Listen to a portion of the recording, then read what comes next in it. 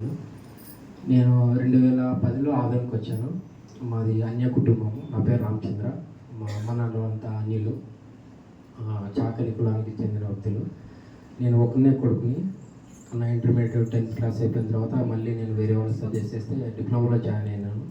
2010 ఇక్కడికి వచ్చిన తర్వాత నాగరాజు, నేను, ఊళ్ళో అందరం కలిసి ఒకే రూమ్లో ఉండేవాళ్ళం. చామన్న మాకు సూపర్ సీనియర్. నాగరాజు ద్వారా నేను చర్చికి వచ్చాను. నేను ఫస్ట్ టైం 2010 చివరిలో. అప్పుడు కూడా ఇంట్లో రూమ్లో ఊళ్ళో నేనంతా వంట చేసుకొని తినే టైంలో చర్చిలో ఇట్లా చికెన్ పెడతారా అంటే సర్లే ఏదో తినేసి వద్దామని క్యాజువల్గా వచ్చాను నేను మందిరంకి. సో అలాగా నేను యేసు ప్రభుని తెలుసుకున్నాను. నేను అక్కడ ఎస్కేడి కాలేజ్లో డిప్లొమా మాకు సార్ లెక్చరర్ కాలేజీలో. డిప్లొమా అయిపోయిన తర్వాత దేవుడు కృప చూపించి మంచి పర్సంటేజ్తో పాస్ అయిన తర్వాత ఇక్కడే ఆదోనిలో పిట్స్ కాలేజీలో ఇక్కడ నోటి కాదు, అది సరిగ్గా క్లారిటీ రావటం వినపడలేదు. ముందుకు పెట్టుకో, వెనక్కి అనుకో. ఇక్కడే బీటెక్లో నేను జాయిన్ అయ్యాను భీమా కాలేజ్లో. ఈసీ డిపార్ట్మెంట్ చేరిన తర్వాత నేను కొంచెం సరిగా చదవలేదు. అప్పుడు కొత్త ఫ్రెండ్ సర్కిల్ అంత పరిచయం అయిన తర్వాత సరిగ్గా చదువుకోక బ్యాక్లాగ్స్ పడ్డాయి బాగా. సెకండ్ ఇయర్ నుంచే కాలేజీకి వెళ్ళకుండా పక్కన డానాపురం ఉంటుంది. మనంతా ఒక 25 మెంబర్స్ బ్యాచ్ అంతా. 2 పీరియడ్స్ కాలేజీలో ఉండడం, తర్వాత బయటకు వెళ్ళి క్రికెట్ ఆడడం, అట్లా సమయాన్ని వృధా చేసేవాళ్ళం అందరూ కలిసి. చాలా నష్టపోయాను ఆ సమయంలో. సేవకులు కానీ ఎంతో హెచ్చరించారు. ఒకనొక టైంలో బయట నిలబెట్టి కూడా నన్ను అలో చేయలేదు. అప్పటికీ నేను మార్చుకోలేదు నా పద్ధతి, బిహేవియర్ అంతా. చాలా బ్యాక్లాగ్స్ ఉన్న తర్వాత ఎడ్యుకేషన్ గ్యాప్ వచ్చింది. ఆ టైంలో అయిపోయిన తర్వాత బళ్ళారిలో కాలేజీలో జాయిన్ అయినాను జాబ్ పర్పస్గా. అక్కడ కూడా 3 years ఉన్నాను. అక్కడ నాకు ఎక్స్పీరియన్స్ సర్టిఫికేట్ అవి ఏమీ ఇవ్వలేదు. అంత నాలెడ్జ్ కూడా లేదు, ఇట్లా ఉండాలి ఫ్యూచర్లో యూజ్ అవుతాయని అంత ఐడియా లేదు. తర్వాత కరోనా అయిపోయిన తర్వాత అక్కడ నుంచి రిటర్న్ వచ్చేసి నేను తరుణ్ ఇద్దరం సరే ఇంజనీరింగ్ ఫీల్డ్ కదా బ్యాక్గ్రౌండ్ అంతా, సాఫ్ట్వేర్ సైడ్ ట్రై చేద్దామని ఇద్దరం ఫుల్ స్టాక్కి అప్లై చేస్తాం. క్లారిటీ ఉండాలి ఆయన, సరే వినపడాలి. ఒకేసారి ఫుల్ స్టాక్కి అప్లై చేసాము. తరుణ్ అయిపోయిన తర్వాత కూడా నాకు రాలేదు. సరే కెరియర్ గ్యాప్ ఉంది కదా, ఆ ఫ్రెషర్స్కి ఉండదు అని చెప్పేసి కొంత మా ఫ్రెండ్స్ వాళ్ళ ప్రొఫైల్ చేయడము అట్లా అయిపోయింది. దాని నుంచి ఫుల్ స్టాక్ వద్దు అని చెప్పేసి మళ్ళీ కోర్ సబ్జెక్ట్ సెలెక్ట్ చేసుకొని ఎంబీఏ చేసుకున్నాను. బెంగళూరుకి వెళ్ళిన తర్వాత అప్పటి వరకు ఉన్న ఓపెనింగ్స్ అన్నీ ఆ టైంలో దాదాపు 1.5 year రిస్ట్రిక్షన్ జరిగింది. ఒక 4-5 లక్షల మంది రిస్ట్రిక్ట్ చేయడం. మళ్ళీ అక్కడ నుంచి మళ్ళీ రిటర్న్ వచ్చి మ్యారేజ్ తర్వాత సర్లే బిజినెస్ పర్పస్ ఏదైనా పెట్టుకుందామని అనుకున్నప్పుడు ఇంట్లో గొడవలు, కొట్లాటలు. ఆ టైంలో కూడా వద్దని చెప్పేసి ఎంతో బాధతోనే ఇంట్లో గొడవలన్నీ జరిగేటప్పుడు ఒక డెసిషన్ తీసుకొని సరే ఇక్కడ వద్దు, నా తదనంతరం నా పిల్లలంతా దేవుల్లో ఉండాలి, ఇక్కడే ఉంటే కుదరదని చెప్పేసి ఆదరణ రావడం జరిగింది. ఇక్కడ వచ్చిన తర్వాత కూడా ఎన్నో ప్రయత్నాలు చేసినా కూడా కుదరలేదు. ఇన్ని చేసినా నాకు రావట్లేదు కదా అనే లోపల ఒక కెరీర్ గ్యాప్. సరే ఇక్కడ ఆత్మీయంగా లేను, ఇక్కడ భౌతికంగా లేను కదా అని లోపల వేదన ఉండేది. సార్ వాళ్ళు ఎప్పుడు ఒకటే చెప్పేవారు, సరి చేసుకోవాలి, ప్రార్థన చేసుకోవాలి అని చెప్పినప్పుడు ఈ ఇయర్ స్టార్టింగ్లో నాకు దేవుడు ఇచ్చిన వాగ్దానం, నేను చేయ ప్రయత్నములన్నింటిలో ఆశీర్వాదం ఉంచి ఉన్నాను అని.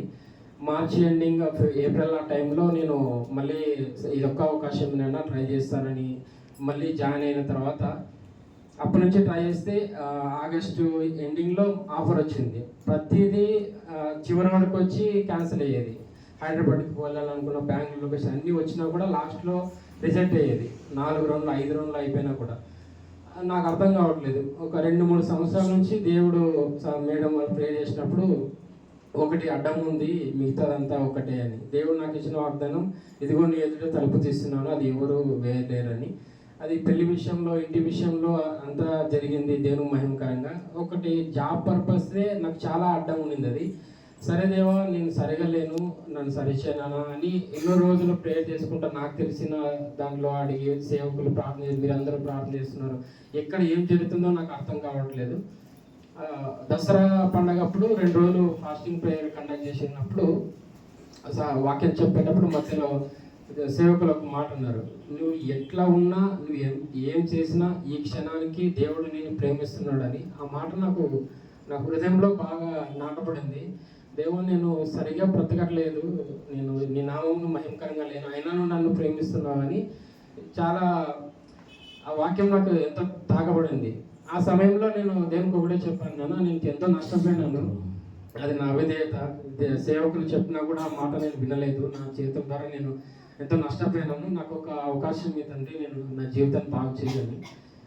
లాస్ట్ సెకండ్స్ ఆడినప్పుడు సార్ వాళ్ళు మా అంతా మాట్లాడుకునేటప్పుడు వేరే వాళ్ళ డిస్కషన్లో అన్యాయంగా ఆశీర్వాదాలు అడుగుతున్నారు అని మాట్లాడుకునేటప్పుడు నేను విన్నాను. అది నాకు కరెక్ట్గా అనిపించింది. సరే నా వంతు నేను అడుగుతానని ప్రేయర్ పెట్టుకుని ఒక 3 days చేసుకుందాం అనుకుంటే వేరే వాళ్ళ ప్రొఫైల్ నేను చేస్తున్నాను కానీ నా పేరు మీద నాకు లేదు కానీ వేదన నాలో ఉండేది. ఒక నైట్ టైం ఒక పూట ప్రేయర్ చేసుకునేటప్పుడు 4వ రోజు నాకు నోటి నుంచి నాకు మాట రావట్లేదు. నేను కూర్చొని జాబ్ పర్పస్ నాకు ఉద్యోగమేనా, నా ఫ్యామిలీ ఉంది సిచ్యువేషన్ అంతా లీడ్ చేయాలి కదా, అమ్మ నాన్న వాళ్ళు 4-5 నెలల నుంచి మాట్లాడట్లేదు, అన్నిళ్ళు చర్చికి వెళ్తున్నాము అని చెప్పేసి నేను నమ్ముకొని గడ్డకు వచ్చినాను, సాయం చేయను అడిగే టైంలో నాకు నా జీవితం నాకు కనిపిస్తుంది. స్టార్టింగ్లో దేవుడు నాకు రక్షణ నిశ్చయిత ఉండాలని సేవకులు చెప్పినప్పుడు నీవు నా కుమారుడు, నేను నిన్ను కని ఉన్నానని వాగ్దానం వచ్చింది. ఇట్లా ఉండదు రక్షణ నిశ్చయిత అని మళ్ళీ ఒక 3 రోజులు సారు ప్రేయర్ చేసుకోని చెప్పిన తర్వాత నేను నిన్ను విమోచించినాను, పేరు పెట్టి పిలిచినాను, నా సొత్తు అని.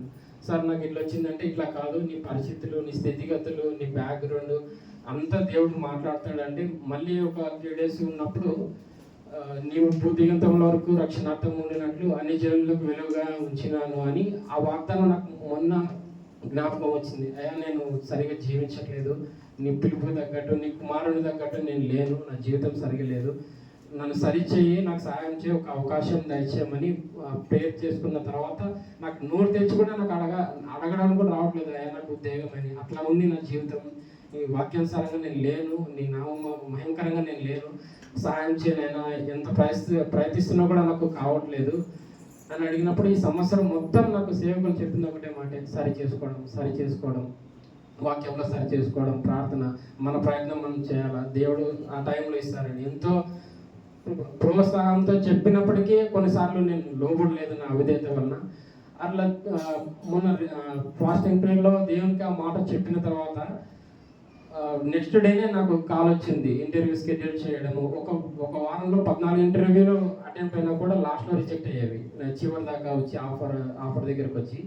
లాస్ట్ 2 weeks బ్యాక్ చెన్నై నుంచి కాల్ వచ్చి రీషెడ్యూల్ వితిన్ 1 weekలో అయిపోయింది. క్లయింట్ రౌండ్ కూడా పెట్టేటప్పుడు టెన్షన్తో ప్రేయర్ చేయించుకున్నాను. దేవుని కృపను బట్టి, ఆయన అద్భుతాన్ని బట్టి నేను తరుణ్ తీసుకెళ్ళింది ఫుల్ స్టాక్, తర్వాత తీసుకెళ్ళింది బెంగళూరులో ఎంబెడెడ్ సైడ్, ఇప్పుడు చేసేది డేటా ఇంజనీరింగ్. దానికి అసలు సంబంధమే లేదు నా చదువుకి దీనికి. దేవుని కృపను బట్టి, కేవలం దేవుని అద్భుత కార్యం బట్టి ఆయన నాకు ఈ అవకాశం ఇచ్చాడు. ఇది అద్భుతమైన జీవితంలో దేవుడు చేసింది, ఆయన కృపను బట్టి నాకు వచ్చింది. చెన్నై లొకేషన్లో 18 లక్షల ప్యాకేజ్, దాదాపు నెలకి 1,50,000 వస్తుంది.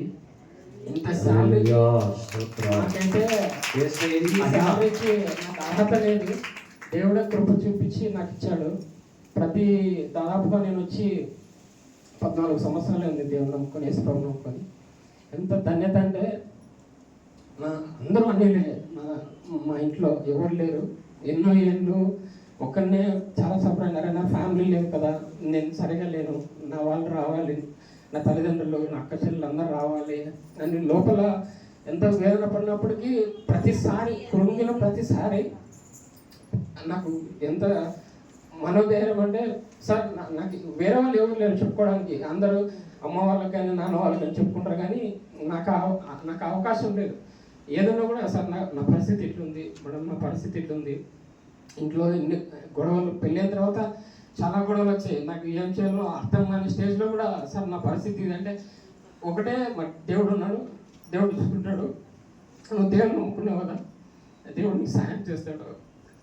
అదే రీతిగానే దేవుడు నాకు ఈ దగ్గర పెట్టాడు. ఇద్దరు అమ్మ నాన్న కానీ అక్కలు కానీ నా బంధువులు అందరూ ఎంతో స్ట్రగుల్ అవుతున్నారు. అటు హాస్పిటల్లో చుట్టూ తిరుగుతున్నారు చాలామంది, ఫైనాన్షియల్గా చాలా ఇబ్బందులు అన్నీ పడుతున్నప్పటికీ అందరూ ఆరోగ్యంగా. నాకు మొన్న అదే అనిపించింది, రీసెంట్గా చాలా ఫేస్ చేయాల్సి వచ్చింది. నాకు మా అమ్మ నాన్న చూస్తే అదే సంతోషం ఇస్తుంది. కానీ నేను దేవుని నమ్ముకున్నందుకే కదా నాకు ఇంత జరిగింది నా జీవితంలో. నా భార్య, నా పిల్లలు, నా ఫ్రెండ్స్ ఎంతోమంది ఉన్నారు, కానీ ఏదో ఒక సమస్యలు ఉన్నారు. నాకు అటువంటివి ఏం లేదు. ఇంత ధన్యత, ఇంత భాగ్యం నాకు ఇచ్చింది యేసు ప్రభువు. కేవలం ఆయన నమ్ముకునడం వల్ల ఆయన నాకు ఉచితంగా నాకు అన్ని ఇచ్చాడు. నేను ఏం చేయలేదు. జస్ట్ దేవుడే నాకు కృప చూపించి సజీవులుగా ఉంచి అందరు ఉంచారు. ప్రతి వారము ఇన్నేళ్ళ నుంచి నా బాబు గురించి ఎక్కడున్నా కూడా నాకు వచ్చి ఫస్ట్ కాల్ సాగరి, ఎక్కడున్నావు, ఏం చేస్తున్నావు, ఏం కదా అని. దేవుడు నా జీవితంలో నాకు ఇచ్చిన గొప్ప బహుమతి సార్ మేడం. మా ఆత్మీయ తల్లిదండ్రులు ఎంతగా నా కోసం ప్రార్థన చేస్తారు. సంఘంలో మీరు కూడా ప్రతిసారి ప్రతి కూడికలో నా కోసం మీరు ప్రార్థనలో సహకారంగా ఉండి నా కోసం దేవునికి మొరపెట్టారు. అందరికీ వందనాలు, కృతజ్ఞతలు. నా కోసం, నా రక్షణ కోసం, నా ఉద్యోగం కోసం, నా కుటుంబం కోసం, నాకు ఎవరు లేనప్పటికీ నా పక్కన ఉండి సంఘస్థులుగా మీరు నాకు చేసిన సహాయంకే నాకు కృతజ్ఞతలు. కేవలం ఇది దేవుడు జరిగించిన గొప్ప కార్యం. నాకు అంత ప్యాకేజ్ నాకు అర్హత లేదు. దేవుడు కృప చూపించి నాకు ఇచ్చాడు. అందుపై దేవుడికి సమస్త ఘనత, మహిమ, ప్రభావం చెల్లించుకోవచ్చు. ఇచ్చిన సాక్ష్యం దేవుడు దీవించి ఆశ్రయించుకున్నాడు. ఆమేన్.